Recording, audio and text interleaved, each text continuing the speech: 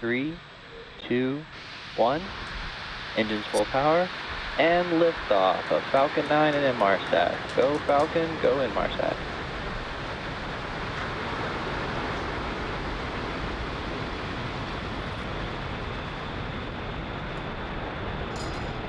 Vehicle is pitching downrange. Stage 1 propulsion is nominal.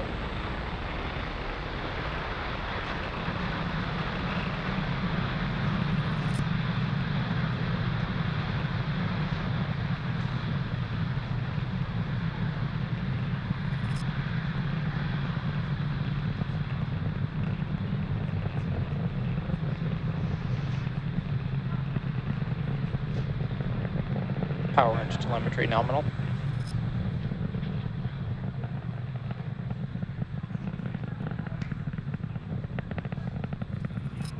We are just about a minute into flight, and Falcon 9 has successfully lifted off from pad 40 Falcon 9 is supersonic.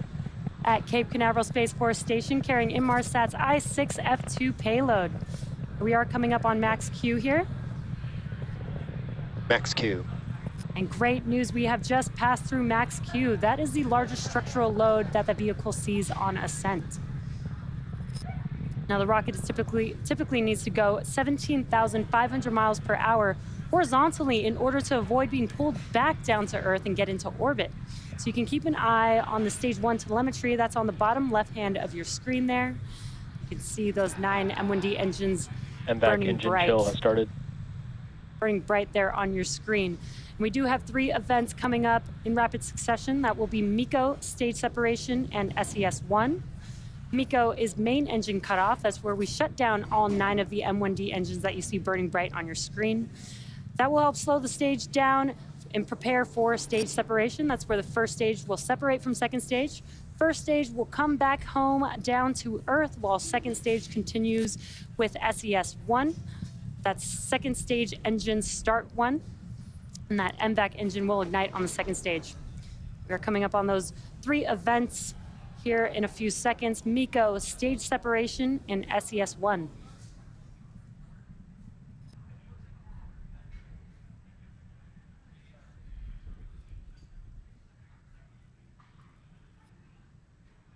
Main engine cut off.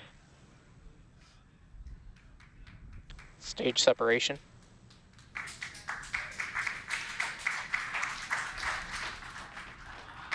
MVAC ignition. And very cool views of MECO stage separation. On your right-hand screen, you can see that MVAC engine is glowing bright. That has now ignited. On your left-hand screen, you can see the grid fins deploying on that first stage. Now coming up next will be fairing separation. The fairing helps protect the payload on ascent, but once we're in the vacuum of space, we no longer need that protection. So we will jettison the fairing halves, and that's coming up here in a few seconds.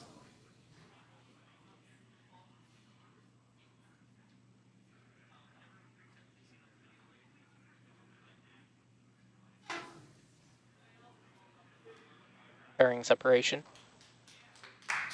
And great call out and visual confirmation that the fairing halves have deployed. And we will be attempting to retrieve these fairing halves again tonight once they make their way back down to Earth.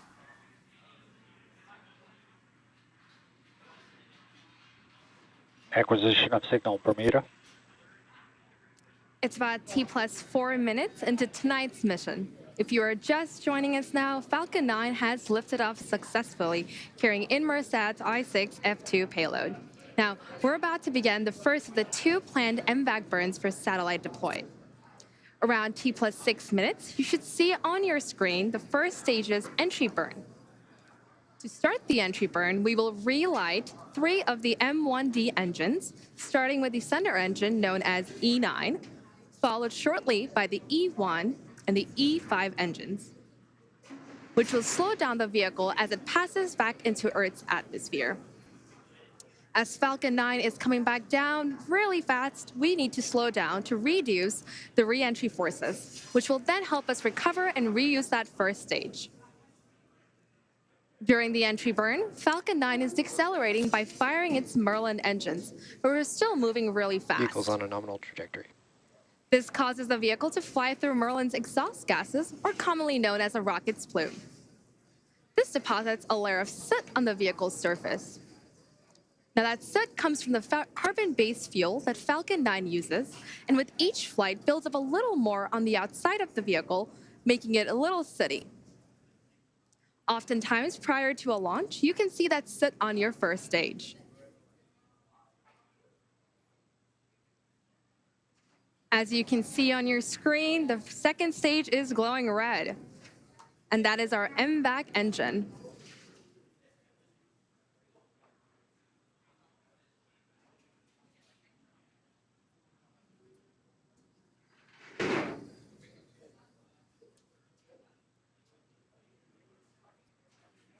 Now, coming up in a few seconds, we should be seeing the entry burn begin for the first stage as the booster comes back on its way to Earth.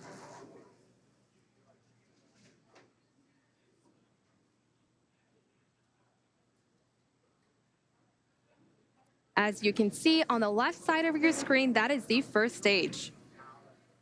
And we're just a few seconds away from the entry burn begin.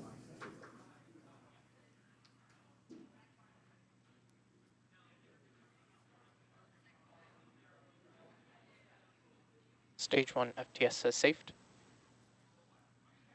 Stage 1 entry burn startup. As you can see and hear it, stage 1 entry burn has begun.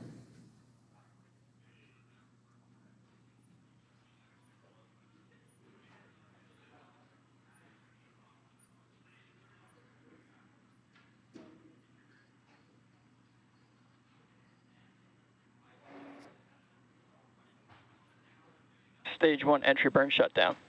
As you can see and hear on net, stage 1 entry burn has shut down. Reusability is key to lowering the cost of spaceflight, which enables more investment in critical scientific research. Falcon 9 on your screen today is supporting and doing the re-entry burn for the third time. Previously supported the GPS-3, Space Vehicle 6, and the Crew 5 missions. Vehicles on a nominal trajectory. The Merlins on the first stage are optimized for sea level. These achieve around 190,000 pounds of thrust during ascent and descent.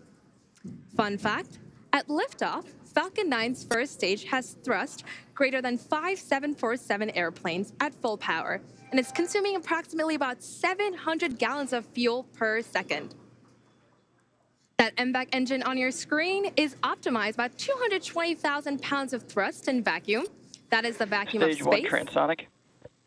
Coming up next, we should be seeing shutdown on our MVAC engine on the second stage, followed quickly by our landing burn on the first stage as it's coming back down. Stage 2 FTS says safed. Terminal guidance.